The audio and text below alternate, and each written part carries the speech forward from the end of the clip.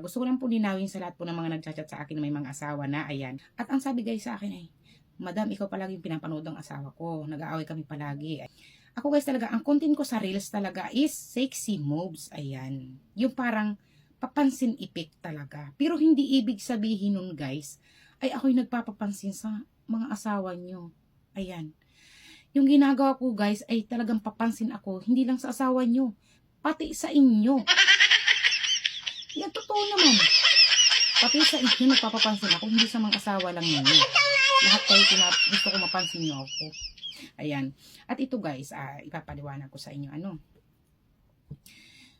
wala lang guys utak yung maniniwala dito sa social media na ang isang tao ay walang asawa kapag nag-chat sa iyo, di ba? Ang dami kong na-experience dito na palaging marami sa akin nag-chat na kasi single daw sila kuno ganyan.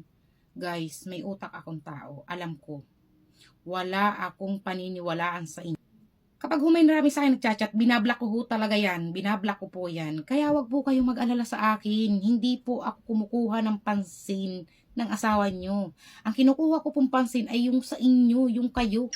Kasama na rin siyempre ang asawa mo. Ganyan lang yun. Pero hindi ibig sabihin nagpapaibig ako. Hindi. Kasi guys nga, kung may utak tayong tao, alam natin yan. Alam mong may asawa na. Ba't papatol ka pa, diba? Diba parang iniintay na tayo sa impyerno kapag anong utak natin. Grabe. Ayan. At ito po ang masasabi ko sa lahat. Malayo po ako sa totoong buhay diyan sa aking ginagawa sa social media. Kaya po masanay na po tayo dito sa social media. Tumataas lang po talaga ang dashboard ko kapag ako'y nagsisexy moves at nagpapansin. Ayan. Yung parang, para bang paibig-ipik talaga. Pero hindi naman ibig sabihin, nagpapaibig ako sa mga asawa ninyo. Hindi. Sa inyo mismo ako nagpapaibig. Gusto kong magbigay instrumento na isang katulad natin na tayo mga nanay na ay tayo mayroong pang kakayahan at may kakayahan pa tayong ipakita. Dahil tayo ay hindi lang nakalugmok sa bahay. Kasi po yun yung nakakatulong sa ating kalusugan at yun din po nakakapagbigay inspirasyon po sa mga nanay na mga nawawala na po ng pag-asa. Hindi po pugit nanay na tayo, wala na tayong kakayahang ipakita kung anong mayroon talent tayo, kung anong pang ibang talento mayroon tayo. Di ba po? Grabe kayo.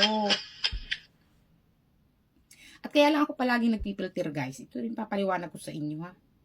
Kasi nga, ako ay palaging i-endorse ng mga products, ng mga pampabeauty, ng mga pampakinis. Hindi pwedeng ako'y palaging pangit dito sa social media. Pero sa personal guys, hindi naman ako dito ganun kaganda. Diyos ko naman kayo. Grabe. Ayun lang guys. At tsaka po wag ko kayo mag-alala. May jowa na po ako, kaya nga lang po talaga nasa earth. At isang magandang gabi po ulit sa ating lahat at God bless you all po at mahalan lang po tayong lahat dito sa social media at ito naman po talagang sadyang content lang po yun, hindi po yun, malayo po yun sa totoong buhay na meron ako. Ayan, yun lang po and God bless you all. Bye bye.